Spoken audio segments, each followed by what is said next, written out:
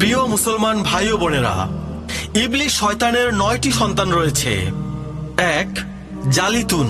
এই শয়তান বাজারগুলোকে নিয়ন্ত্রণ করে আর নিজের পতাকা গেড়ে থাকে। 2. ওয়াসিন। মানুষকে আকস্মিক বিপদে ফেলার জন্য এই শয়তান নিয়োজিত থাকে। 3. লাকুশ। এই শয়তান অগ্নি পূজারীদের সঙ্গে থাকে। 4. আওয়ান। এই শয়তান শাসকদের সঙ্গে থাকে। 5. হাফফাফ। মদ্যপায়ীদের সঙ্গে থাকে এই শয়তান। 6. মুররাহ। এই শয়তান গান বাজনাকারীদের সঙ্গে সবসময় লেগে থাকে। 7. ঘরের মানুষদের ভালো কাজ থেকে বিরত ও খারাপ কাজের আদেশ দেয় এই শয়তান। 9. ওয়ালহান।